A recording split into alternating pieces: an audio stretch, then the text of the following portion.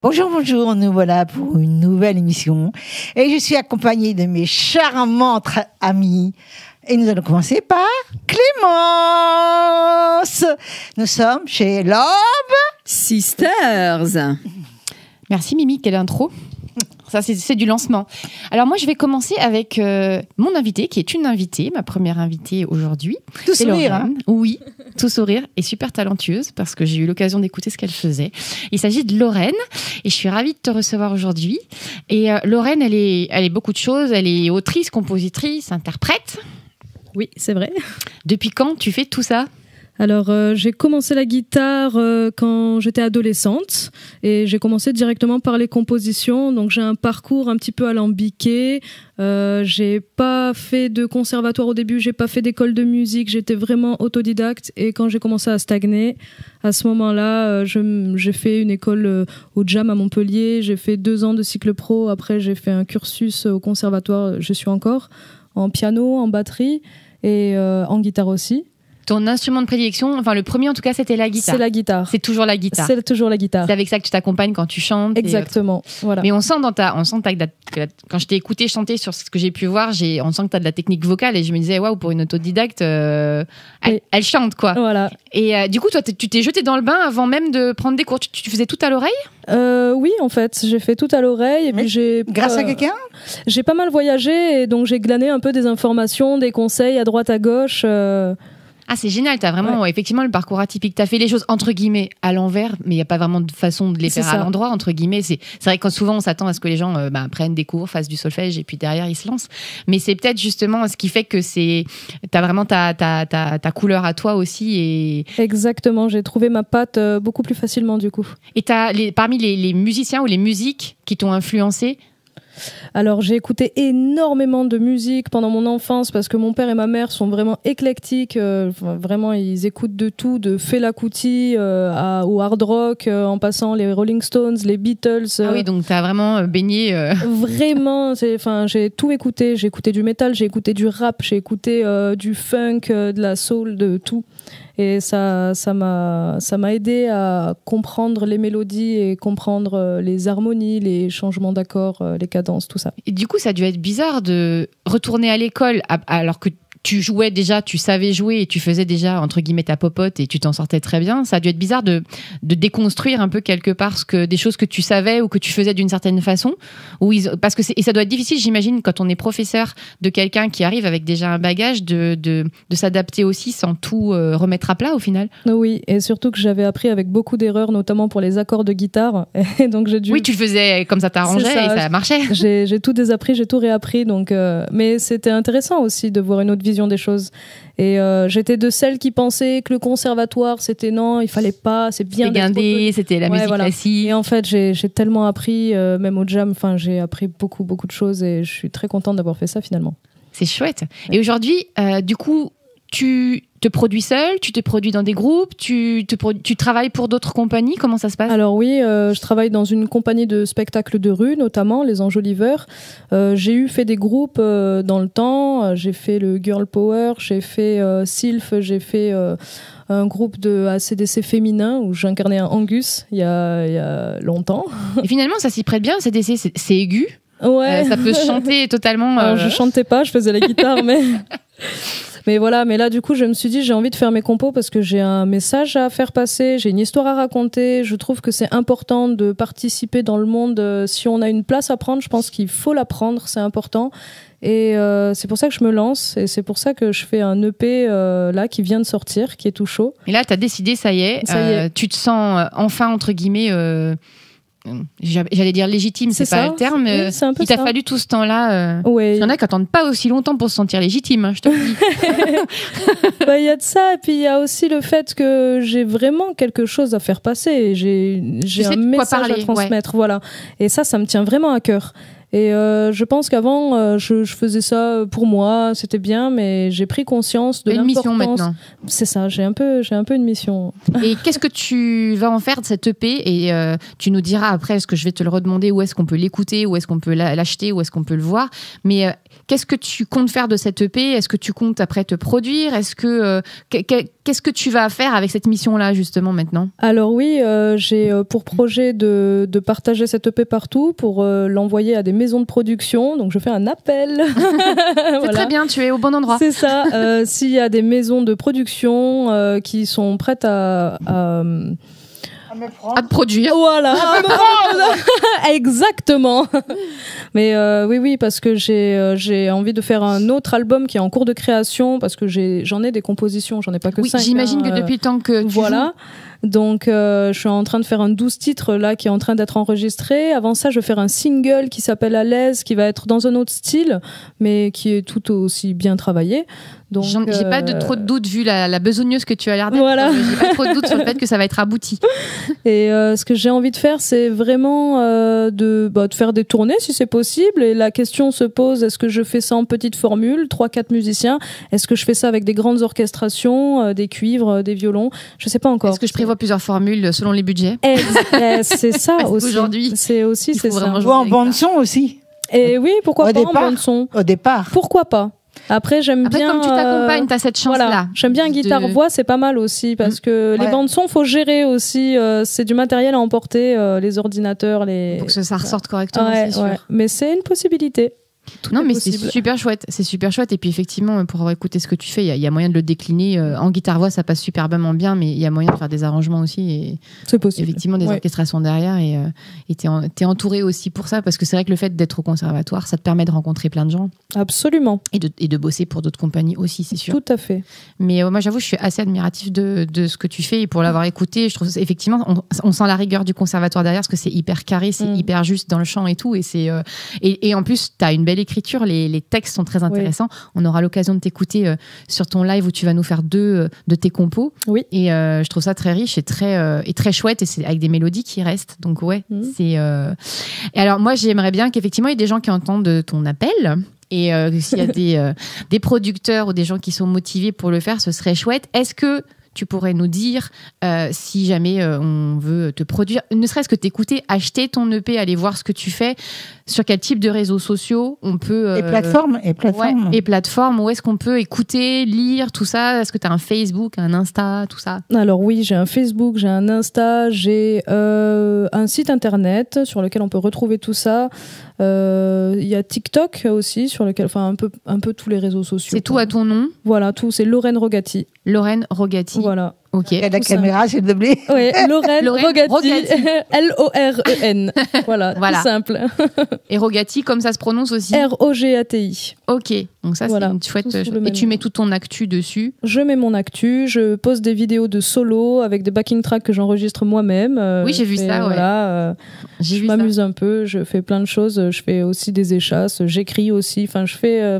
Mais c'est chouette, puis on se diversifie plus on travaille. Artistiquement, on peut se diversifier, et ça c'est important. Parce on en sait quelque chose. Oui. Non, mais c'est super. Et sur tes projets de cet été, ou même sur la rentrée à venir, que là on est déjà début juillet, est-ce que tu vas retravailler avec les compagnies pour lesquelles tu travailles? Oui, je vais retravailler avec les compagnies et je vais essayer de prévoir une tournée peut-être après décembre, parce qu'on travaille souvent pour les tournées de Noël. Oui. Et après décembre, je vais me lancer dans mes compos en fait. Ouais. Avec surtout qu'effectivement le démarchage, c'est finalement maintenant qui va commencer, quoi. Absolument. Voilà. Il y a du boulot. Je vais sélectionner les musiciens avec parce soin. Que ça compte, effectivement. Tout à fait. De bien s'entendre pour bien tourner ensemble. Oui. Donc c'est chouette. Tu as déjà les musiciens en tête, ou tu lances aussi un appel pour ceux qui veulent? Je pourrais lancer un appel. J'ai 2-3 musiciens en tête aussi, notamment ceux qui ont participé à l'EP quand même. Et quand il y en a un qui est pas libre, tu peux prendre un binôme. Exactement, c'est le pourquoi du Lorraine Rogati et pas le nom du groupe en fait. Comme ça, on peut changer de musicien derrière. C'est comme Francis Cabrel. Faut toujours prévoir. Faut toujours prévoir. Vous êtes d'accord avec moi? Faut toujours prévoir. Faut toujours être prévoyant. En tout cas, je te remercie beaucoup. On a hâte de t'écouter, de t'entendre et, merci de te beaucoup. découvrir davantage. Merci beaucoup. Tu reviens, hein? Oui, je reviens avec grand plaisir.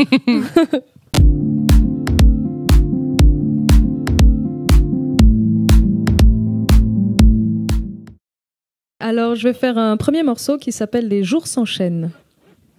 Il y a des jours qui parfois semblent tout à l'envers, à l'endroit où l'on doit se défaire de nos airs, apparaître à son soi comme un moi qui s'éclaire, un amour, une aura, on rassemble et on aime. Il y a des jours où les mois nous aboient dans l'oreille, notre ego qui parfois du désarroi s'émerveille, c'est un moi qui essaye de nous coller en veille, mais parfois dans le sommeil on y voit le soleil.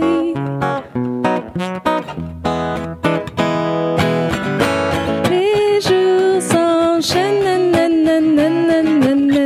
et l'homme lui fait de même. Pourtant l'amour est partout autour de nous. Il y a des jours où le passé montrait bien à la surface, nous montrer à quel point que la vie c'est dégueulasse. Et même si c'est pas vrai, c'est si bon quand on se tracasse. Plus le temps, plus l'espace, on avance ou on se casse. Puis d'autres jours où la joie est montrée sur la scène, elle renvoie tous les froids, elle apaise nos peines. Le paraître se dévoile, on voit l'être sans la haine. Les jours s'enchaînent, et l'homme lui fait de même. Pourtant l'amour est partout autour de nous. Chaque jour nous emmène un peu plus loin du temps, si tant est qu'on se tienne un petit peu moins con qu'avant, qu'on ne retienne plus la mer comme étant de saison, qu'on ne prenne plus ses airs à demi-ton, disons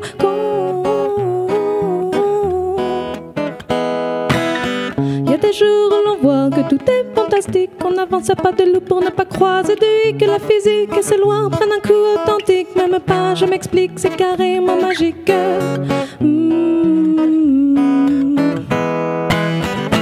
Les jours s'enchaînent, et l'homme lui fait de même, à l'ombre de la peine, lorsque nos âmes s'aiment, les jours s'enchaînent, et l'homme lui fait de même, à l'ombre de la peine, lorsque nos âmes s'aiment, les jours s'enchaînent. Et l'homme aime, pourtant l'amour est partout autour de nous.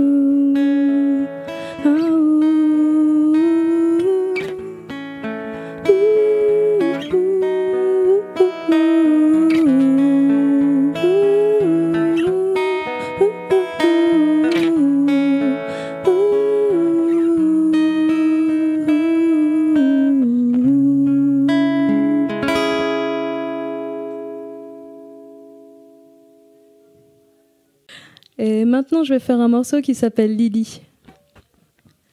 Dis-moi, Lily, pourquoi tu pleures seule dans le noir avec ton si grand mal? Dis-moi, Lily, si tu essayes de nourrir le deuil de ton idéal.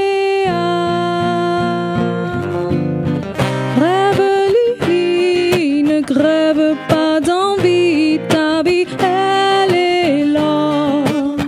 T'as qu'à tendre les bras. Lève-toi, Lily, ne te laisse pas ternir comme un pétale tout droit droit sorti du froid glacial. Dis-moi Lily, pourquoi tu as peur de tes erreurs? Sans elles tu n'avances pas. Dis-moi Lily, pourquoi tu n'enterres pas ta rancœur? Elle ne t'aidera pas. Rêve Lily, ne crève pas d'envie, ta vie elle est là. T'as qu'à tendre les bras, lève-toi Lily, ne te laisse pas ternir comme un pétale tout droit sorti du froid glacial. Tes larmes empreintes de ton émoi et moi qui vois en toi tant de talent. Non, Lily, reviens maintenant avant que je t'engueule. Allez, ne fais pas la veule. Non, Lily, reviens maintenant que tu n'es plus seule. Allez, ne fais pas la bégueule, Lily. Revis. Tu vois, Lily, qu'il est temps d'accepter le bonheur. Oser mais pas banal. En toi, Lily, enfin je sens tout un champ de fleurs. La rosée matinale. Rêve Lily, ne grève pas d'envie. Ta vie elle est là, t'as qu'à tendre tes bras tout là-bas. Lève-toi Lily, ne te laisse pas ternir comme un pétale tout droit sorti du froid glacial. Trêve Lily, respire un peu aussi. Ta vie c'est toi qui l'as choisie, toi qui la quitteras. Elle ne partira pas sans toi. Éveille-toi Lily et cesse de dédire. Et si tu ne sais pas Lily, Lily, et interroge-toi. Dis-moi Lily, lis-moi le fruit de tous ces vers qui poussant et sur la terre. Lily, brade-toi Lily de cueillir le paradis à la sortie de l'enfer.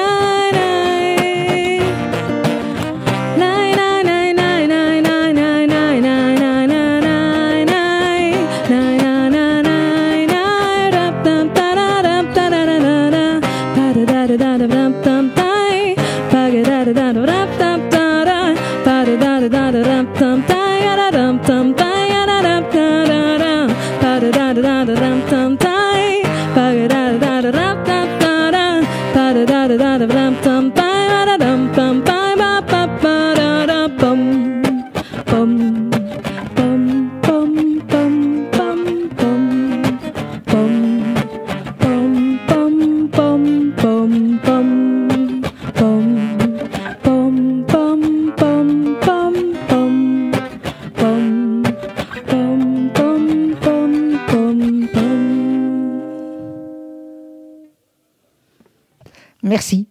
Merci beaucoup. Tu restes un petit peu avec nous, n'est-ce pas? Oui. Véronique, ma chère Véronique, Yeah. c'est à elle. Alors, c'est à moi, ou plutôt, moi, je suis ravie de recevoir Hamid Larbi. Oui. Voilà, écrivain. Alors, je suis allée un peu fouiller parce que moi, j'aime bien aller voir à qui j'ai affaire. Et franchement, j'ai été impressionnée. Journaliste, poète, essayiste, né à Alger, auteur d'essais, de recueils, de poésie, traduit en plusieurs langues. En 95, prix en journalisme. En janvier 2018, à Paris, prix du concours international de poésie. En octobre, voilà. Allez voir parce que c'est incroyable. Donc on a quand même quelqu'un qui s'amuse avec les mots et puis bon voilà il va nous en parler. Alors moi cette passion de l'écriture, c'est ce que j'aimerais savoir, c'est est-ce que elle est venue dès ton plus jeune âge ou c'est venu bien plus tard? Alors, en réalité, quand j'ai commencé à écrire, je savais même pas pourquoi j'écrivais. C'était pas beaucoup plus comme un refuge parce que je fais partie des gens qui ont quitté l'Algérie dans les années 90. J'étais journaliste et j'étais directeur commercial dans un journal en Algérie. Et quand je me suis retrouvé en exil, je me suis exilé en Italie à l'époque. Et à l'époque, on se rappelle tous qu'il n'y avait pas ce qu'on a aujourd'hui comme outil. Je me dis d'un côté, heureusement, tous ces outils des réseaux, etc. Donc, le seul refuge que j'avais à l'époque, c'était la lecture et l'écriture. Et donc l'écriture, ça a été en quelque sorte une thérapie pour moi de ne pas sombrer dans ce qu'on peut appeler une dépression, parce que de jour au lendemain, on se retrouve déraciné, avoir perdu pratiquement tout, sans savoir qu'est-ce qui sera le lendemain. Et donc l'écriture et surtout la lecture qui ont été pour moi, à qui je suis reconnaissant, c'est eux qui m'ont retrouvé en quelque sorte, voilà, beaucoup plus. En gros, c'est une auto-analyse. Absolument, absolument. Et quand j'ai commencé à écrire, je n'étais jamais dans l'optique de me dire est-ce que je vais publier un jour. Ça n'a jamais été C'était le fait d'écrire, d'extérioriser les ressentis, les douleurs, les angoisses que j'avais à l'époque, parce que je ne savais pas qu'est-ce qui sera l'avenir. On est en Italie, dans un pays où je ne parlais pas la langue, que je comprenais rien et je ne savais pas qu'est-ce qu'elle allait en devenir. Et surtout, l'écriture, ça a été pour moi une thérapie. Je répète encore une fois, ça m'a sauvé énormément de beaucoup de choses et ça continue à le faire, heureusement d'ailleurs. Donc je me dis, du jour où j'aurai plus d'inspiration, ça veut dire il y a quelque part, je dois arrêter d'écrire. Voilà. Et tu crois qu'on peut arrêter d'écrire ? Quand on a plus de cette envie d'inspiration surtout, et moi quand je reviens à la poésie, parce que c'est ma passion, c'est pas un métier, c'est pas souvent j'utilise pas l'expression poète parce que on a l'impression, ou quand on dit romancier poète, on a l'impression que c'est une profession. Moi c'est des passions. L'écriture c'est beaucoup plus une passion parce que ça m'a toujours accompagné, et quand je dis écrire, ça veut dire c'est l'inspiration de l'autre. Moi, je pars du fait que la poésie, c'est pas une méditation silencieuse de l'ego. C'est-à-dire, je cherche pas à extérioriser. D'ailleurs, j'utilise très peu dans mes écrits, y compris les romans, le jeu. Et donc ça, c'est l'écoute de l'autre, et c'est ce qui me permet aujourd'hui, parce que tout le long du parcours littéraire que j'ai eu, ça a été le fait d'avoir à explorer tout ce qui est l'humain, la société dans laquelle je vis, ce qui me lie par rapport aux autres personnes. Donc c'est ce qui me donne la force, en tout cas, de continuer à écrire. Le jour où j'aurai plus cette inspiration, je pense que je passerai à autre chose. Ce sera peut-être en manque, tu sais. Absolument, il y a un manque terrible. Moi, je me dis, encore une fois, heureusement qu'à l'époque, il n'y avait pas tout ce qu'on a aujourd'hui qui nous fait détacher du réel, puisque aujourd'hui on vit dans l'immédiateté, le sensationnel, une espèce de narcissisme qui se sont développés, qu'il y a 20 ans de ça, 30 ans de cela, c'est qu'on prenait le temps de voir les choses. Or qu'aujourd'hui, on a une image qui passe, on fait toute une histoire qu'on commet. Or qu'aujourd'hui, on a besoin d'un recul pour pouvoir voir Je pense que la littérature en général, et la poésie en particulier, que pour moi est une langue universelle, qui n'a pas de frontières, elle n'a pas de religion, elle n'a pas d'idéologie. Politique. Poétique. Pas de politique. Poétique, oui, absolument. Politique. Politique, oui, elle peut avoir une phrase qui déborde, mais c'est tout. Ça peut, mais ça reste toujours dans l'aspect de l'échange, surtout avec l'autre. Encore une fois, c'est pas une expression qui met en valeur la personne. En tout cas, c'est mon ressenti. Pour moi, quand j'écris, c'est pas pour me mettre en valeur. Encore une fois, c'est de parler de l'autre, et l'autre, c'est ce que j'essaie d'affronter à travers mes livres de poésie que j'ai écrits jusqu'à présent. Donc, si j'ai bien compris, tes sources d'inspiration, c'est nous tous, c'est le monde, c'est la société. Et donc ça, quand tu écris, Est-ce que tu écris comme ça au fil des mots, on va dire, ou est-ce que tu sais déjà que ce que tu vas écrire, j'ai bien entendu que c'était une thérapie, moi ça me parle, parce que écrire, on peut écrire son journal, tu as été journaliste, hein, donc est-ce que quand tu te mets à écrire, c'est parce que tu as quelque chose à dire et tu sais déjà vers où ça va te mener, c'est-à-dire soit vers un poème, soit, là, en plus, tu as sur toi, tu as écrit un roman. Donc, c'est pas du tout la même chose. Est-ce que quand tu écris le roman, il y a déjà un petit fil conducteur, ou par rapport à un poème où c'est juste un instant T, tu as une émotion, par exemple, et que tu as envie d'exprimer avec tes mots et pour le coup, des phrases qui riment entre elles. Absolument. Quand j'écris sincèrement, j'ai pas d'a priori. Je me dis pas que je vais choisir les thématiques ou les sujets que je vais aborder. C'est que j'observe et j'ai cette chance. C'est ce qui est encore une fois la magie de la poésie, c'est de partager avec les autres et ce que j'observe à travers les personnes que je vis et à travers moi-même. Et quand je commence à écrire, c'est que il y a un besoin vital pour moi de dire il y a une situation et surtout de prendre du recul. C'est ce que j'observe aujourd'hui. Parce que la poésie, ce qui nous permet avec le temps de prendre du recul. C'est-à-dire, on va pas sur des appréciations ou donner des choses dans l'immédiateté parce qu'on sait pertinemment les choses vont s'atténuer dans une seconde après, on n'en parle plus. Or que la poésie, les mots qu'on véhicule à travers le langage de la poésie fait qu'en sorte qu'on a cette capacité dans la durée, parce que quand on a un peu de recul, de comprendre ce qu'on a voulu exprimer, ce qu'on a voulu échanger avec en tout cas dans mon cas, avec les lecteurs, avec ceux qui me lisent, que ce soit dans la poésie ou dans le roman. Et les thématiques, bien entendu, c'est des thématiques qui reviennent souvent. Ce que j'aborde dans ce roman, par exemple, et parce que en 2024, il y a eu trois choses qui sont sorties. Il y a un recueil de poésie, c'est les Florilèges du Mirage, qui sont avec la maison d'édition Signe. Il y a eu le roman.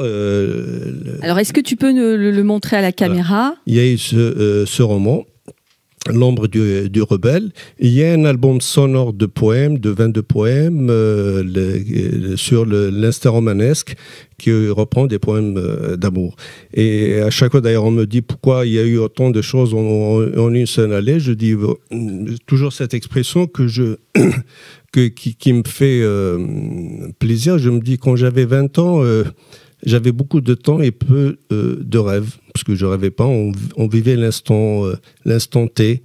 Et maintenant, avec le recul, je me dis, j'ai beaucoup de rêves et peu de temps. Donc, j'essaye de profiter de ce temps-là qui me reste, d'essayer d'exprimer, d'extérioriser tous mes ressentis que j'ai. Et les thématiques qui sont abordées, qui sont malheureusement, j'allais dire, toujours d'actualité. Une des thématiques, d'ailleurs, quand j'aborde que ce soit le recueil de poésie ou le roman, c'est l'ignorance, qui devenait pour moi le mal essentiel de l'humanité aujourd'hui. Puisqu'on vit dans un monde où l'ignorance a pris une place prépondérante dans toutes les sociétés, sans distinction. Et ce qu'on voit aujourd'hui dans ce que vous voulez dire tout à l'heure par la politique, ce qu'on voit dans le monde entier a fait qu'en sorte qu'aujourd'hui, l'ignorance est devenue un fléau, le mal du siècle, en tout cas pour moi. Pour moi, c'est provoqué quand même. Je pense que c'est... Et d'ailleurs, il y a une citation qui me vient souvent d'Averroès, un grand philosophe qui disait « L'ignorance mène à la peur mène à la haine, et la haine conduit à la violence ». Je crois qu'il a tout résumé dans cet esprit. C'est ce qu'on vit malheureusement aujourd'hui dans toutes les sociétés, sans distinction. Et je pense que se battre contre l'ignorance aujourd'hui peut être un langage, bien sûr, qui nous fait en sorte quelque part se sentir comme un extraterrestre, parce que quand vous parlez aux gens, vous leur dites, et ça m'arrive de le faire avec des collégiens, puisque j'anime souvent des ateliers d'écriture dans des collèges ici dans l'Hérault, et quand je leur parle de l'ignorance, on me regarde d'un air un peu bizarre, mais quand je commence à essayer, en tout cas, d'expliquer ce que ça veut dire pour moi, l'ignorance, il y a une espèce d'éveil, en tout cas, de il y a une réplique, il y a un échange qui se crée avec ces jeunes-là pour dire, si je donne toujours cet avis de dire que autant avoir un esprit critique, un esprit, peu importe s'il est bienveillant, malveillant, mais en tout cas de pouvoir créer sa propre réflexion, sa propre pensée à chaque personne, que de se sentir mené par tout un courant pour toutes des pensées qui sont à la dérive. Alors non, je pense qu'on n'aura pas le temps qu'il nous lise un extrait. Par contre, est-ce que, Hamid, tu peux t'adresser... La quatrième de couverture, ça va vite. Oui, il peut nous lire le résumé. Toi ou... Quoi, moi c'était là. Parce que je suis là, j'ai bien fait de venir, donc. Donc, L'ombre du rebelle relate le parcours de Nazim, qui brave les conventions familiales pour suivre son propre chemin. Malgré les réticences initiales de son père traditionnaliste, Nazim trouve une nouvelle voie vers le savoir à l'école citoyenne. Toutefois, sa quête de vérité le mène à rejeter les doctrines islamistes de son environnement et il se lance dans une recherche désespérée de cohérence idéologique. Bientôt, les chaînes de l'aliénation le poussent vers l'exil, vers un pays lointain où il espère trouver le bonheur qui lui manque tant, réalisant ainsi que son destin est indissociable de celui de son peuple. Voilà, moi ça donne envie de lire. Voilà. Est-ce qu'il va nous dire surtout où est-ce qu'on peut, où est-ce qu'on peut te trouver? La couverture qu'il a faite. Alors, ce qui est génial, la couverture, ça a été faite par un ami. Encore une fois, c'est la magie de la poésie. C'est un ami peintre que je rencontre, c'est un ami indien peintre que j'ai rencontré lors d'un festival au Mexique. Et comme ça m'est arrivé de voyager souvent, donc à chaque fois, dans tous mes livres de poésie, je partage avec d'autres artistes. Bravo, c'est pas une couverture de l'IA. Non, pas du tout. Donc quand je lui en parlais, je lui ai envoyé le texte en anglais en lui disant voilà ce que je veux, et j'ai trouvé que c'est une photo magnifique, une couverture, et c'est que je vous inviterai, c'est un peintre indien que vous pouvez retrouver sur la couverture, qui s'appelle Mani Van, qui vit en Inde, et donc c'est lui qui m'a avec qui j'ai fait aussi un recueil de poésie les derniers avec des dessins à lui. Là on en a profité, maintenant tu vas nous dire comment on fait pour te joindre, comment on achète ton livre, où on le trouve. Tu es sur les réseaux ou pas? Alors je suis sur les réseaux regarde dans la caméra, alors quelques réseaux comme Facebook, pas énormément d'autres réseaux. J'ai un site d'internet www.hamid-larbi.net, et donc là on retrouve tout ce qui est. Pour ce qui concerne mes livres, on peut les retrouver sur Internet. Il suffit de taper le nom et ils se trouvent sur tous les sites, la FNAC, etc., etc. Même si j'aime pas trop faire les promotions de ces... J'invite souvent les gens à aller dans les librairies. J'encourage beaucoup de gens.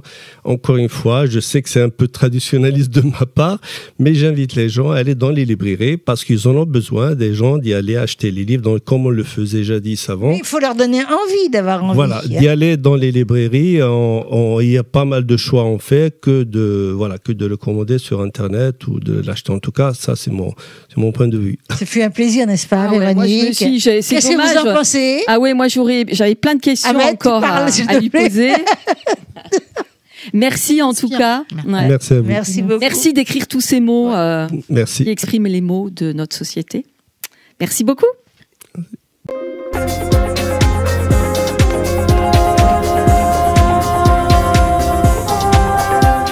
Bonjour, et toi, ça va? Ah oui, je me sens mieux, ça y est, je guéris. Voilà. Tu guéris, c'est bien. Ben, aujourd'hui, je voulais parler des addictions. Ah, mince. En général. Ouais, mince. Ah. Et les addictions, d'après la définition de Goodman, en fait, on trouve deux types d'addictions. On peut avoir parlé d'addiction avec objet, que ce soit la cigarette, le tabac, certaines drogues toxiques, etc. Et l'addiction sans objet, ça peut être l'addiction au jeu, ça peut être l'addiction aux achats, ça peut être l'addiction au sexe, ça peut être... Voilà. Donc, en fait, on va avoir un module qui va perturber le cerveau, perturber le fonctionnement du cerveau, nous rendre dépendants et entraîner, en quelque sorte, une sorte de souffrance du cerveau. Objet. Voilà, du cerveau et de l'individu, et au-delà de tout son entourage aussi, parce que l'entourage aussi va être impacté par la dépendance. Mais obligatoirement, ça arrive une fois dans sa vie, quand même. Ça peut arriver une fois dans sa vie, plus ou moins, selon les individus. À un moment donné, on se rend compte qu'on a une addiction, on peut peut-être arrêter, mais... C'est très difficile d'arrêter si on n'est pas pris en charge, parce qu'il faut voir tout le fonctionnement, à la fois médical, psychologique, psychosocial. C'est une maladie de l'isolement, ça va isoler l'individu, de toute façon, une addiction. Ah oui. C'est une maladie chronique. C'est à considérer comme une maladie chronique. Je veux dire, un alcoolique, c'est pas simplement quelqu'un qui va boire pour le plaisir de boire, c'est quelqu'un qui va être malade de l'alcool. Oui, là, c'est sûr. Un cocaïnomane aussi, voilà, donc quelqu'un qui va passer pour son budget, quitte à mettre en péril financièrement son avenir, celui de sa famille, etc. C'est quelqu'un qui est malade. C'est une vraie maladie. Ah oui. Donc ça va devoir faire prendre en charge et lui-même pour le sortir de là, pour le désintoxiquer en quelque sorte de son addiction, et l'environnement qui va être menacé aussi va devoir poser des limites. Il va falloir imposer des limites, y compris aux malades, parce que l'addiction à l'alcool, ça va mettre en péril, ça peut entraîner des accidents, ça peut entraîner aussi des violences, y compris dans le cercle familial. Ah oui, oui. Donc il va y avoir vraiment des limites qu'on va devoir imposer au sujet et lui dire, maintenant c'est ça, ou il va falloir se séparer, il va falloir partir. Ah oui. Mais dû à l'alcool, c'est obligé, dû à la drogue... On est dans un milieu, les addictions, ça a toujours plus ou moins existé, parce qu'on voit même on peut le voir même de nos jours encore, dans certains peuplades, tribus reculées, même en Afrique ou en Amérique du Sud, par exemple, consommation comme les feuilles de coca, par exemple, des choses comme ça, qui ne sont pas des choses fabriquées artificiellement, mais qui sont des drogues naturelles, et des individus devenir dépendants de ces drogues naturelles, et ça devient de plus en plus prégnant de nos jours par l'oppression qui est posée par la société, par l'oppression qui est posée par la pression au travail, etc., qui, pour échapper à cette pression, l'individu va chercher notre modus vivendi qui va être un dérivatif par le biais de cette addiction. Oui, en plus, il peut rechuter. La rechute, elle est notamment possible et très fréquente, parce qu'en fait, le cerveau va garder l'empreinte d'une substance. Par exemple, c'est très bien qu'un alcoolique qui a réussi à se sevrer, s'il est mis en contact avec la moindre molécule d'alcool, ça peut réveiller au niveau du cerveau de nouveau le mécanisme, en particulier le mécanisme de la récompense au niveau du cerveau, qui va de nouveau créer l'attirance par rapport à cette molécule. Un simple verre d'alcool, même léger, proposé à quelqu'un qui a réussi à se sortir de cette addiction, et c'est une rechute quasiment assurée. D'accord. Parce que le cerveau garde l'empreinte de la molécule.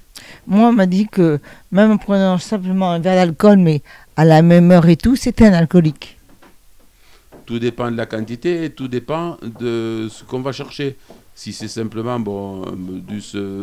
la boisson, de prendre un verre de vin pendant un repas avec l'alimentation ou autre, c'est une chose, ça fait partie d'une façon de vivre, oui, d'une qualité de vie. Et puis prendre une bouteille de vin en dehors des repas et la descendre en quelques heures, ou même pas en quelques heures, en quelques minutes, c'est autre chose. Ah d'accord. Voilà. Donc tout dépend du comportement aussi par rapport à ça. D'accord. Donc voilà. Voilà, donc c'était un peu un éclaircissement à faire là-dessus. Et sur ce, je vous dis à très bientôt. Au revoir, Mélie. Bientôt. À bientôt. Moi, j'ai le plaisir de recevoir Gwenaëlle Balcerec. Oui, c'est bien ça. J'ai bien prononcé. Très bien. Tu m'as intéressée énormément parce que tu t'engages, vous engagez, parce que vous êtes toute une famille, vous vous engagez dans une aventure exceptionnelle dont déjà certains ont fait, mais où il y a plusieurs questions qui nous restent à l'esprit et qu'on a envie de connaître. Et donc, voilà, tu vas dire en 2 mots ce que tu as décidé ? Oui. Du coup, demain. Le 7 juillet, voilà, le grand départ est demain. 7 juillet, nous partons donc à l'aventure avec mon mari et mes 2 enfants en tour du monde pour 1 année et plus si affinité. Ça veut dire quoi? C'est trop bien, j'ai envie de partir moi aussi. Ça veut dire quoi, plus si affinité? Et plus si affinité, ça veut dire qu'on se laisse l'opportunité de t'arrêter quelque part? De nous arrêter quelque part si on a un coup de cœur dans Donc un vous lâchez appartement, vous lâchez tout? On a vendu la maison, on vend tout, on lâche tout, on quitte nos boulots et on part à l'aventure. Et l'école, vous le ferez vous-même? L'école nous-mêmes, et on a un suivi qui a été fait avec l'école de nos enfants, où les maîtresses ont accueilli la nouvelle avec bienveillance et enthousiasme, et du coup ils vont être suivis toute l'année, surtout le grand qui sera en CM2, avec un projet de classe, un contact régulier avec l'école, ses camarades, et du coup maman va endosser le rôle de maîtresse pendant 1 an. L'idée vous est venue comment? Est-ce que quand vous vous êtes connus, toi et ton mari, est-ce que déjà vous aviez cet espoir? Un jour, quand on s'est rencontrés, on aimait partir en voyage tous les deux. Ça s'arrêtait là. Mais ça s'arrêtait là. On n'a jamais été à partir à l'aventure, sac à dos, et partir dormir à la Belle Étoile. Enfin, on n'a jamais été dans ce rythme-là. Après, ce qui a vraiment changé pour nous, ça a été en octobre 2023, où donc mon mari Rudy a attrapé une infection pulmonaire très très grave. Donc il a été admis en réanimation. Enfin, on a vécu vraiment une catastrophe. Il y a eu un pronostic vital engagé pendant 48 heures. On ne savait pas ce qu'il avait. Alors on écartait au fur et à mesure. C'est pas le Covid, c'est pas les méningites, etc. Mais on ne savait pas ce qu'il avait. Et moi, je me suis vue veuve. En fait, je me suis dit c'est pas possible. 36 ans, on a 2 enfants. Enfin, c'est pas possible. Et je me souviens encore le premier soir rentrer chez moi et regarder les murs de ma maison et me dire c'est bien beau d'avoir une belle maison, une belle voiture. Enfin, une vie un peu parfaite, mais finalement sans mon mari ça vaut rien, tout ça c'est du matériel, ça vaut rien, et l'essentiel c'est d'être ensemble tous les 4. Et du coup 1 semaine après, quand il est rentré à la maison, on a pris le temps de se poser, et puis quelques mois après, en avril 2024, le projet vraiment est né. On s'est dit on part. Vu l'expérience que tu avais, oui. Tu avais subi, et que ton mari aussi, y compris peut-être tes enfants, parce que même s'ils étaient jeunes, ils le ressentaient. Oui.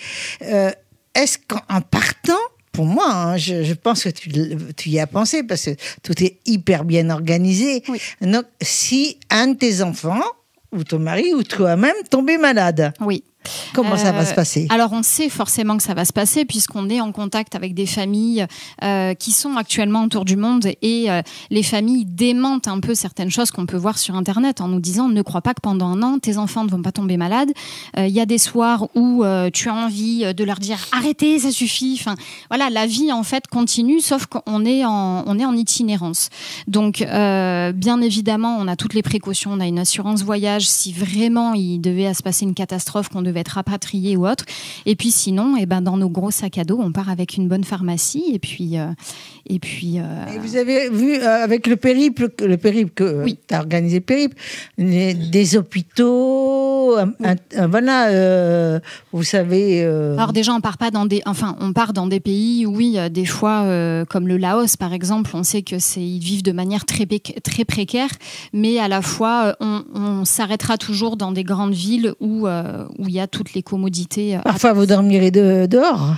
Alors pas dehors, mais chez l'habitant. D'ailleurs, au Laos et au Cambodge, c'est prévu. Ils reçoivent très bien. Oui, en plus. Et c'est encore très authentique. Et le tour du monde, c'est vraiment aussi, alors déjà pour ouvrir l'esprit encore plus de nos enfants, même s'ils sont habitués depuis tout petit déjà à voyager. Mais c'est aussi voilà pour leur montrer, pour avoir un échange avec les autres enfants du monde, aller dans d'autres écoles. Ça, c'est vraiment une priorité aussi, montrer à nos enfants comment dans d'autres écoles ça se passe. Malgré tout, même si on veut peut-être pas revenir en France, mais leur montrer qu'ils sont quand même nés en France avec l'école qui est gratuite, l'école qui est accessible pour tout le monde. Enfin, voilà, c'est pas des avantages qu'il y a dans d'autres pays. Donc, c'est bien, tu leur donnes une ouverture, oui. Une éducation, une ouverture où ils vont pouvoir se construire eux-mêmes Exactement. sans être dictés par les parents. Oui. Et Ou mis dans des cases, des fois. Le Voilà. système en France aujourd'hui, au niveau scolaire, c'est il faut mettre des enfants dans des cases et si on rentre pas dans ces cases-là, tout de suite, on peut être pointé du doigt et par le personnel et par aussi surtout les enfants. si vous avez des questions à poser, vous pouvez Si, poser. moi je suis curieuse de savoir combien de temps ça vous a pris pour parce qu'effectivement comme tu me le disais ça se prépare Bien sûr. surtout quand on part avec des enfants en bas âge et tu dis que vous partez avec des sacs à dos. Oui. Donc parce qu'il y a des familles qui partent mais en van ou voilà. Oui. Donc vous en sac à dos ça veut dire qu'en fonction de là où vous allez aller, vous allez utiliser je suppose des moyens de transport. Est-ce que vous allez marcher aussi? Alors on va marcher, on va dire que pour changer de continent, on prendra principalement l'avion. Et par contre, une fois sur le continent, on prendra les transports en locaux. On essaiera vraiment de s'immerser dans la vie locale. Et le gros défi, c'est de rentrer nos vies pendant un an dans des sacs à dos pour C'est 4. ça. Voilà. Ça. Après, les enfants vont forcément grandir durant l'année. Donc, on part. Et ça, c'est un conseil que toutes les familles actuellement en itinérance nous disent. Ne vous chargez pas. Les enfants grandissent. Vous rachèterez sur place. Dans des pays comme en Asie, ça coûte très peu cher. Très peu cher. Donc, ne vous chargez pas, prenez le strict minimum. On fait quand même beaucoup de pays aussi où il va faire chaud, parce qu'il faut quand même se l'avouer, on aime bien la chaleur. Donc, on va pas se charger avec des polaires, des pantalons, etc. Mais pour la préparation, réellement, avril 2024, ça a été le point de départ sur les premières démarches, les vaccins, les cartes bancaires, enfin tout un tas de choses Ça, administratives aussi auxquelles on ne pense pas Exactement. forcément au départ. Donc, voilà, le projet, on l'avait déjà, même avant l'épisode tragique de mon mari, on l'avait déjà dans nos têtes. Puis il y a toujours un prétexte. On se dit, oh non, là, il y a les enfants, ils sont encore petits. Ah non, là, je viens de changer de boulot. Enfin, il y a toujours Oui, ça, on un l'a compris. prétexte. Ami, tu voulais poser une question? Et juste par rapport aux enfants, est-ce qu'il y a un enthousiasme ou bien une appréhension des enfants par rapport à ce problème? Parce que je sais pertinemment, ça doit être les adultes. Il y a la décision des 2 adultes. Donc, après les enfants, est-ce qu'il y a un enthousiasme ou bien il y a des réticences pour les enfants? Alors, bon, le petit, il a 3 ans, donc on va dire que il a eu son mot à dire, mais il comprend pas trop encore ce qui va se passer. Déjà, nous, on a du mal en tant qu'adultes, alors à 3 ans, c'est compliqué. Par contre, le grand, bien évidemment, a eu une grosse partie de décisive aussi dans ce projet-là, où un dimanche matin, on s'est posé autour d'une table en disant OK, est-ce que tu es OK? Oui. La réponse est Lorraine, tu as une question à poser? C'est pas vraiment une question, mais moi je trouve ça vraiment formidable comme projet parce que ça ouvre les esprits et c'est ce dont on a besoin dans ce monde en ce moment. Vraiment, Ahmed? bravo. Moi, j'aime bien son expérience qui va. Bah, surtout toi, je te connais, alors donc c'est certain que t'aimes bien. Et T'aimes bien. justement, en décembre, je vais faire pareil que elle, sauf que je vais au Maroc. Je vais faire- Oh, tu vas pas loin. On va faire arrête, le tour hein. du Non, Maroc. mais par contre, Et il faut qu'il arrête son cinéma, lui. par contre, c'est à pied. C'est à pied. Tout à Ah pied. oui. Ouais. À pied. Mais oui. À pied. un beau challenge. Happy, aussi. c'est joli, happy comme nom. Hein. J'ai gardé le mot happy. Et vous allez rester combien de temps dans les pays que vous allez traverser? Alors, il y a quelques pays, par exemple, donc demain, on s'envole pour l'Afrique du Sud. L'Afrique du Sud, c'est le rêve de notre fils. On s'est dit, pendant ce tour du monde, on veut chacun réaliser un rêve. Donc, le rêve de mon grand, de Jules, c'est de faire un safari en Afrique du Sud. Il veut devenir vétérinaire, c'est le rêve de sa vie. Donc, du coup, voilà, il y a certains pays où on va rester 4 jours, par exemple, comme l'Afrique du Sud. Et après, vraiment, les pays où on va être en immersion, c'est généralement 1 mois. Ah, voilà. Gwenaël, moi, ce que j'aimerais savoir, c'est est-ce que tu vas contacter quand même ton entourage, Love Sister, Est-ce par qu'on va pouvoir exemple? vous suivre? Est-ce qu'il y aura un site où vous suivre en Oui, fait bien sûr. Alors, le site, c'est Instagram. Il n'y a que cette page-là, Instagram. Donc, alors, on a pris un nom un petit peu enfantin et où on pensera à notre chat qui va rester pendant 1 an en Chez garde. Papy Mamie. Non, même pas chez notre prof d'anglais. Voilà, pour ne rien vous C'est très cacher. bien. Il va être Voilà, bilingue donc, au du coup- retour. Ouais, exactement. Donc du coup, la page Insta, c'est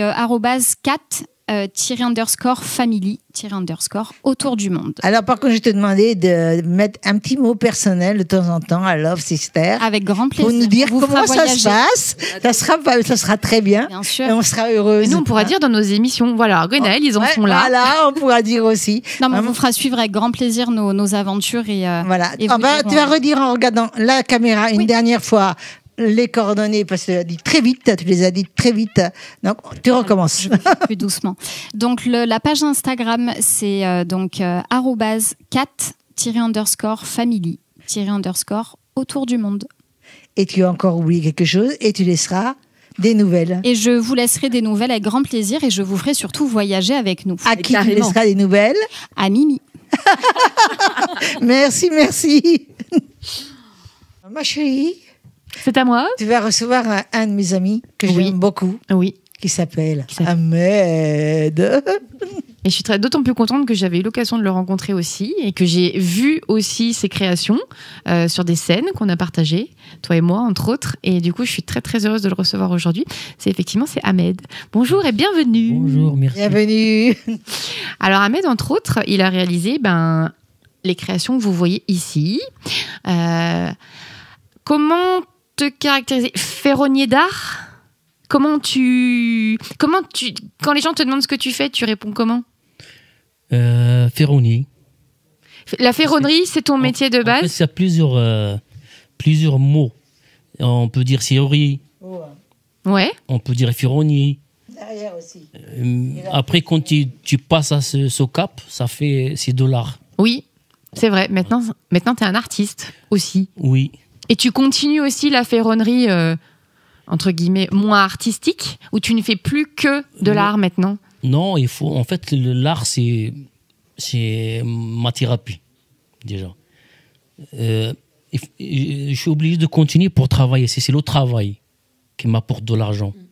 Parce que malheureusement, on ne peut pas vivre avec de l'art. Peut-être tu pourrais vendre toutes tes créations. Ouais, mais vendre, il faut bouger. Oui, il faut les trimballer pour des expositions, ça prend de la place. Ouais. Hein. L'exposition, déjà, on n'a pas beaucoup de chance pour trouver les endroits pour l'expo. Heureusement qu'il y a les réseaux sociaux, ça aide ça? Oui.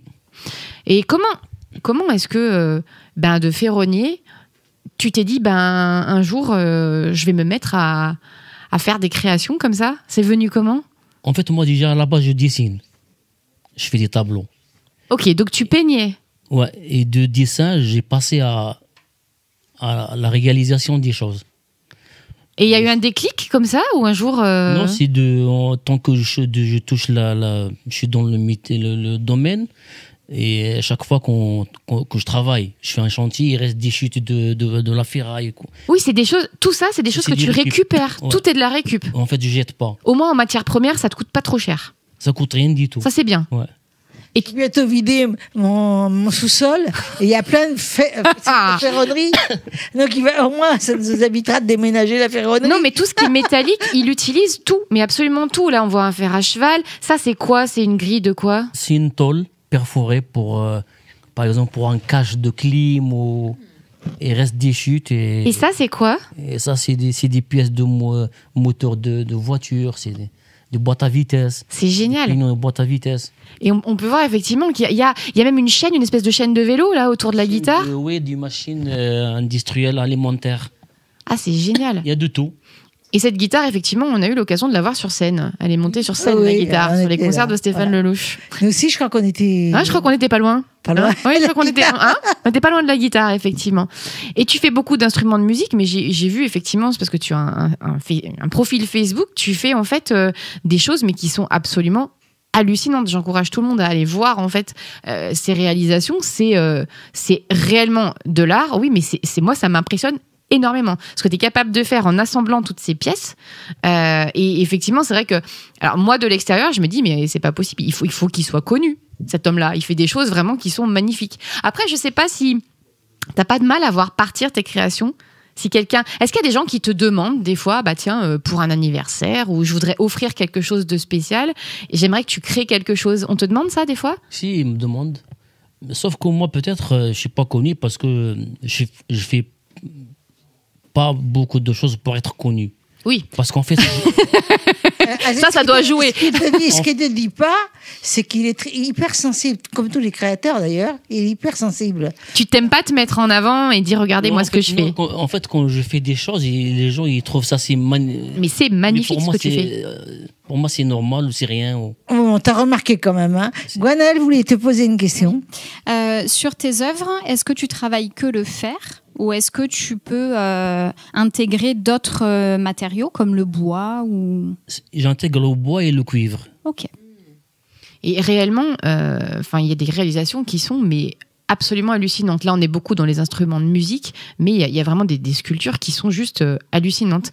Je me demandais justement, parce que tes œuvres, c'est un peu des bébés aussi, et si quelqu'un te proposait d'acheter, t'as pas trop de mal à les voir partir? Non. Et si tu les fais exprès pour quelqu'un? En fait, je le fais déjà pour moi. Ça me détend. Ça te détend. Donc, en fait, ton temps libre, la semaine, tu travailles, et en fait, le reste du temps...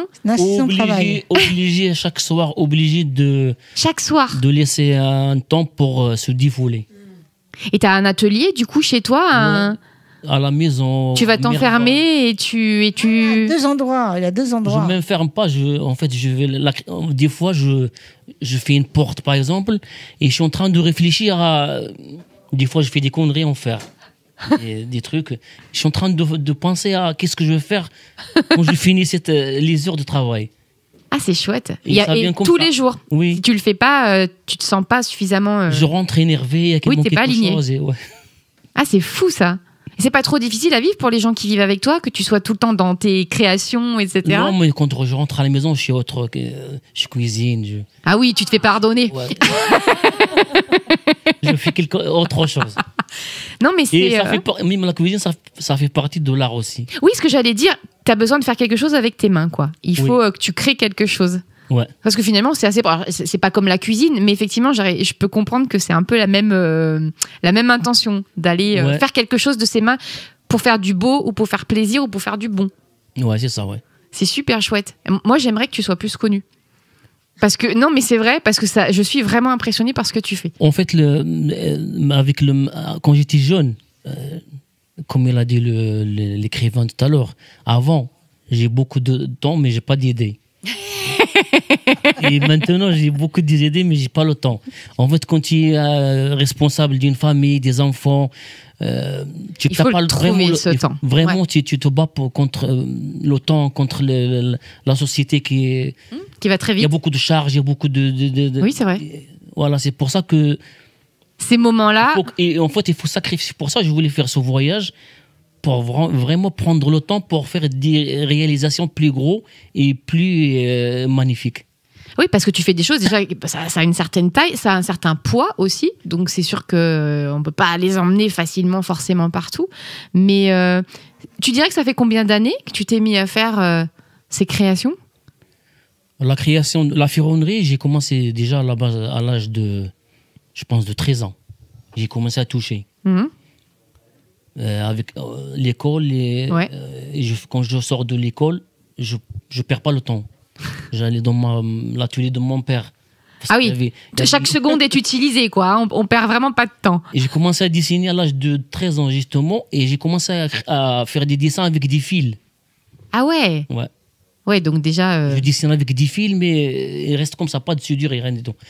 J'ai maîtrisé la soudure et j'ai commencé à vraiment utiliser bien les matériaux. C'est à l'âge de 18 ans, c'est bon, j'ai professionnel déjà. Sans passer à l'école. Ah ouais, donc c'est comme ça, c'est venu comme ça. Ouais, t'as ça en toi et tu réalises ce pourquoi t'es là. Parce que moi, il y a une partie de ma vie que je suis retourné au Maroc. J'ai vécu au Maroc. Je suis né en France, mais je suis reparti au Maroc. Parce que mon père était routier international et de coup, à chaque fois, on est dans un pays. Oui. Et ça me permet de voir, en fait, là-bas au Maroc, il y a les gens qui font des créations avec rien. Et quand je rentre en France, il y a tout. Oui. Donc là, il n'y a pas d'excuse. On se dit là, franchement, si je crée pas... T'as pas le droit de... de pas créer. Tu te dire, ouais, je peux pas. Et du coup, c'est pour ça que j'ai commencé à l'âge de 18 ans. C'est bon, j'étais basé et tout. Et c'est pour ça aussi, tu nous disais que tu allais retourner au Maroc au mois de décembre. Tu vas t'y inspirer aussi, trouver des sources des idées, des choses comme ça. En fait, j'aimerais bien faire le mélange des deux cultures. Création le mélange. En fait, nous, peut-être c'est une chance pour moi. Je porte les deux. Ouais. T'as les deux cultures. Les deux, et j'aimerais bien mélanger ces deux. Bon, bah, tu vas y arriver. J'ai pas de doute là-dessus. Non, mais tu vas y arriver. En plus, le fait de retourner t'immerger dans tout ça, forcément, tu vas ramener du Maroc avec toi et tu vas créer créer aussi différemment, même sans t'en rendre compte. Parce qu'il n'y a pas de limite, il n'y a pas de... Est-ce C'est qu'il vaste. a un site? Mais bien sûr qu'il a un site et je veux absolument qu'il nous le dise. Tu as une page Facebook. Facebook, c'est mon nom, mon prénom. Tu peux regarder la caméra, s'il te plaît. Et nous, Ahmed. les plaies pour que les gens puissent aller chercher. Mon- En plus, je l'ai cherché, ta nouvelle page, c'est bon, elle fonctionne. Oui, mon site, c'est mon nom, mon prénom, c'est Facebook, après Instagram. T'as C'est pas Insta. un site, ça?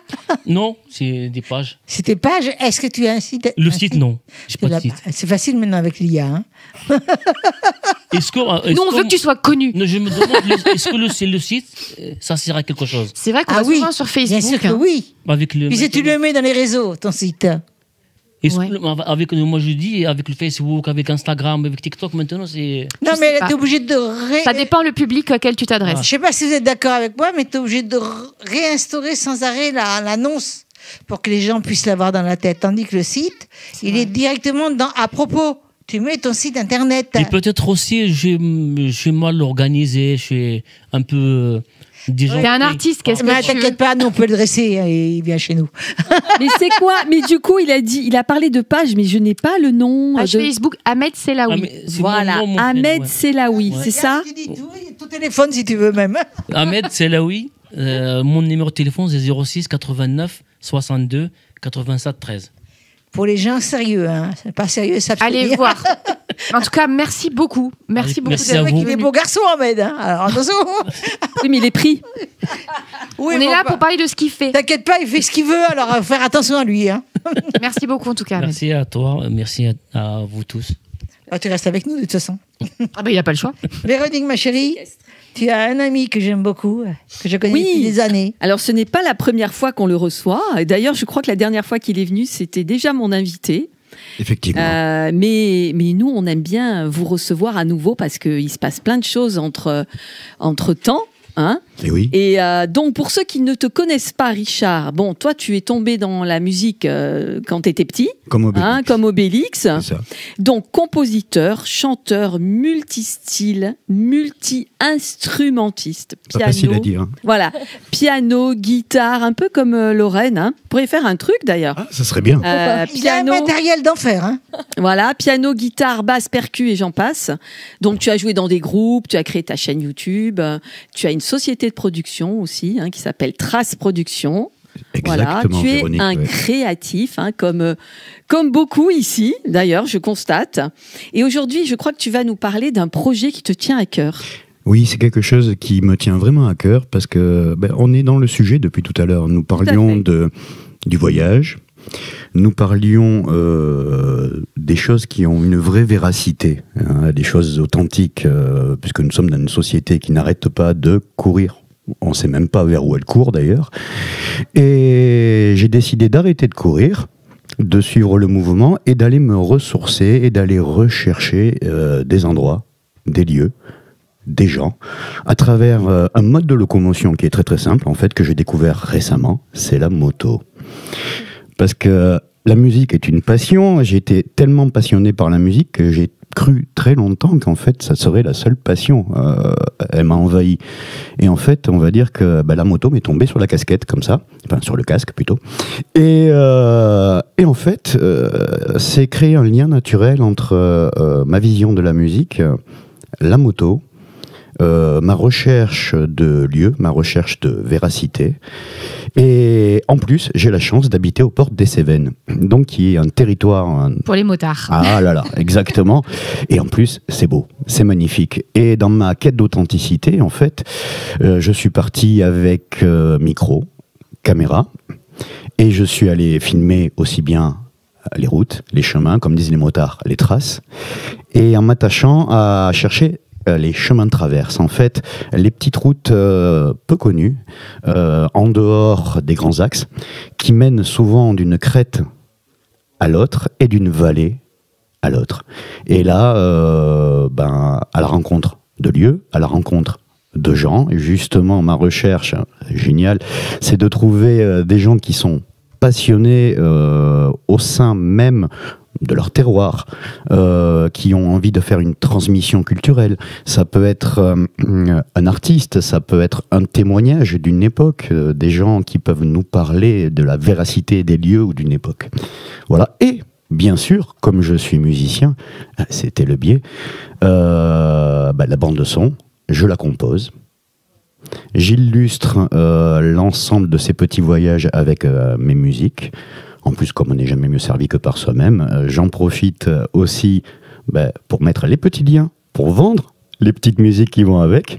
Donc, que vous trouvez sur l'ensemble des distributeurs qu'on peut trouver, voilà, via le DistroKid, qui est un distributeur multiplateforme. Et c'est une source de bonheur, une source d'émerveillement, en fait, de pouvoir découvrir des lieux, des endroits cachés, vraiment cachés, avec des histoires que souvent on ne connaît pas. Et au-delà d'une cascade, au-delà d'une fontaine, au-delà d'une rencontre avec des anciens, ou des simples gens qui font vivre leur localité, donc le désir d'un véritable retour aux sources. Voilà. Comment ça se passe alors? Donc tu as dit que tu avais la moto qui t'était tombée sur le casque. Donc tu avais déjà ton permis moto? Alors ce qui s'est passé, c'est que il y a un an, même pas, un an et quelques mois, je me suis mis à la 125 en me disant, souvent après le Covid, on a eu tous ce besoin de liberté. Il paraît d'ailleurs que les ventes de roues ont explosé à cette époque-là. Et donc je me suis mis à la 125. Bon, au bout d'un moment, la 125, le massif de l'Égoile, chargé avec la tente, la guitare, la sono, pour faire des concerts, c'était pas facile. Et 9 mois après, j'ai passé mon permis moto, que j'ai eu, et voilà. C'était le premier coup? On va dire ça. Bah oui. C'est pas vrai, hein. Ça veut dire que c'est pas vrai, hein. Vous êtes d'accord avec moi, hein. Je pense que c'est difficile. Mais j'adore, moi j'ai fait de la moto il y a longtemps. Alors, comment ça se passe? C'est-à-dire que tu te lèves le matin, tu prends ta moto et tu traces. Hein? C'est ça. Et je suppose quand même aussi, parce que la moto, elle passe pas partout. C'est-à-dire que tu la laisses à un endroit et est-ce que tu t'aventures à pied et c'est comme ça que tu fais des photos, que tu rencontres des gens? Exactement. Alors déjà, j'ai toujours gardé ma 125 qui a l'avantage de sa légèreté, donc elle peut passer sur les véritables chemins de traverse, en fait, sur les petits sentiers, sans embêter personne, elle n'est pas bruyante, ou je me pose effectivement avec des bonnes chaussures, le sac à dos, l'appareil photo, tout ce qu'il faut pour enregistrer et filmer. Moi, ce qui m'intéresse de savoir, lorsque tu es dans ces travers de chemin, etc., est-ce que tu as des anecdotes où... Par exemple, ça c'est moi perso, hein. Des animaux blessés, t'as rencontré des rencontres. T'as fait face à des choses. Tu me parles d'animaux. Incroyables. Tu parles d'animaux, effectivement, très très souvent. Tu croises des biches, par exemple, des daims. Voilà, des petits lapins, c'est très sympa. Et surtout, ce qui a été surprenant une fois, en allant sur une partie de l'Aubrac, je me suis retrouvé en haut d'un plateau, nez à nez, avec un petit marcassin. Un petit marcassin qui était absolument pas... Tout seul? Effrayé, oui, tout seul. Absolument pas effrayé de ma venue. J'ai posé la moto, je me suis dit, il va partir. Non, il restait là. Je me suis approché. Je lui ai parlé, bon, je sais pas s'il a compris ce que je lui ai dit. En tout cas, il était très poli, il m'a écouté, hein, c'était très sympa. On est dans le pays de Bambi. Voilà, c'est ça. Mais il y a de ça, vraiment. Un retour à la simplicité. Je pense que on en parlait d'être porteur de lumière. Tu me parlais de la fable du colibri. Et que ce sont les petites choses qui permettent de faire de grandes œuvres. Et pour avoir des petites choses et des grandes œuvres, il faut simplement y mettre un peu de lumière, une petite étincelle. Voilà. Mais je pense que il y a eu une connexion entre toi et le marcassin. Et le petit marcassin, oui. Et carrément parce que les animaux ressentent notre peur ou autre. Oui, et encore, là, il n'a pas eu peur. En confiance. Oui, mais il n'a pas eu peur. Sa mère devait pas être loin, ou alors elle était morte. Ça, c'est sûr que les parents... Oui, là, on est vraiment dans Bambi, là, pour le coup. Là, les parents, on ne sait pas, peu importe, il a fugué ou on ne sait pas, mais en tout cas, il y a eu cette rencontre entre vous deux. Un bébé fugue jamais. Moi, c'est ça que j'adore, moi, c'est ces rencontres-là complètement merveilleuses, en fait. Ouais. On parlait de ça tout à l'heure aussi, c'est la douceur, c'est s'émerveiller, hein, parce qu'on vit tellement à 100 à l'heure avec les réseaux, etc. Et le retour à la nature, le retour aux sources, hein, Gwenaël avec son voyage, Ahmed, mais même Lorraine. Je veux dire, aujourd'hui, on a un des invités qui nous invite à prendre le temps. En fait, moi, j'aime bien dire, le temps n'existe pas. Exactement. Et là, je t'ai vu, tu vois, je buvais tes paroles. Moi, je t'ai vu avec le marcassin. C'était trop beau. Moi, j'aurais aimé savoir si tu lui as donné un prénom. Au marcassin ? Non, même pas. Non, je l'ai même pas appelé. J'aurais pu l'appeler Naf-Naf, mais il m'a rien dit, il m'a pas parlé, donc je savais pas, en fait. J'ai pas pu interpréter. Voilà. Est-ce que peut-être on peut regarder ton clip ? Ah, j'en serais ravi. On va regarder son clip et on revient après. Merci. Loin des haines, de la peur qui se noue, juste une prière dans la nuit, une bulle, une chaleur, un espoir loin des cris, car juste un peu de douceur, juste un peu de douceur, une caresse, un vent doux entourant qui perce le cœur sans un bruit de ma voix. Je veux donner cet amour oublié, car juste un peu de douceur, juste un peu de douceur.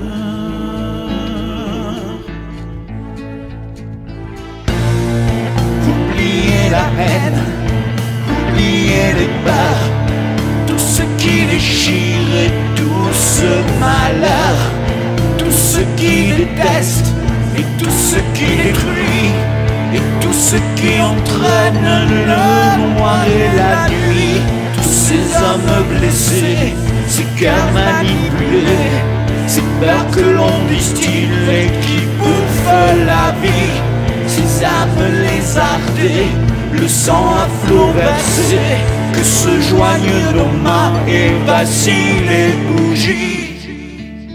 Des haines, de la peur qui se noue, juste une prière dans la nuit, une bulle, une chaleur,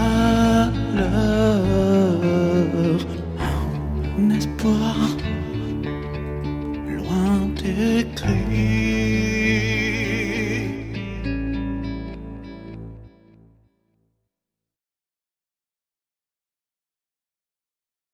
Le clip. Alors, il manquait, dans ce clip, en fait, il manquait plus que le marcassin dont tu nous as parlé. C'est dommage. On attendait. Mais voilà, et en fait, moi, je suis toujours émerveillée. Tes photos sont magnifiques. Les photos, moi, ça m'émeut en fait, les fleurs, les levées ou les couchers de soleil. Moi, vraiment, il se passe quelque chose. Donc, je te remercie d'avoir créé ça, de nous avoir proposé ça et puis d'y avoir mis. Bah, c'est toi qui chantes, non, je crois, ouais. C'est ça, oui, c'est une composition. Ah. Je voulais absolument parler du thème de la douceur parce que vraiment, pour moi, c'est tout ce qui nous manque actuellement, c'est la douceur. Chercher les évidences qui s'imposent à nous, mais on court tellement, donc on ne les voit pas. Et quand on prend le temps d'être doux, d'être contemplatif, les choses se révèlent à nous. Mais je pense qu'on court pas vraiment. Je pense qu'on nous met dans la tête comme un leitmotiv les choses qu'on doit entendre. Et je pense qu'on nous abrutit l'esprit. Tout à fait, je pense que Moi, je pense qu'effectivement, il y a quand même une volonté d'empêcher les... De nous abrutir. Oui, bon, je pense tout simplement d'empêcher les gens de se poser. Parce que quand on se pose vraiment sur une pierre, quand on regarde un paysage, oui, on réfléchit, on grandit surtout, et on se rend compte qu'il y a tellement de choses qui deviennent inutiles. On parlait du bien-être matériel, de ces choses-là, qu'on nous a conditionnés, qu'on n'a pas choisi. Et une fois qu'on se pose et qu'on oublie tout ça, et qu'on revient aux fondamentaux, et l'amour, la douceur, l'émerveillement... Ah, ça fait du Voilà. bien. Non, mais surtout, on est venu ici pour vivre, en fait. Non. Mais c'est ça, c'est vivons, ça. amusons-nous. Soyons des enfants tout le temps. Vivre, interagir et découvrir. Bravo. Alors, Richard, moi j'aimerais que tu nous dises où est-ce qu'on va pouvoir trouver ton clip, écouter tes musiques. Alors, vous pouvez trouver mon clip sur ma page YouTube, donc Richard Breuer-Dawson, sur Facebook, sur TikTok, sur Insta et sur Twitter. Voilà, à peu près tout, quoi, voilà. Alors moi, je remercie vraiment tous comme d'habitude, ces artistes, comme d'habitude, les invités, tous les sujets intéressants, différents, mais reliés aussi. mais qui se relient. Oui, comme tu Absolument. disais si bien. Voilà, exactement. Et donc, on va dire tous bye bye. Bye bye. Salut.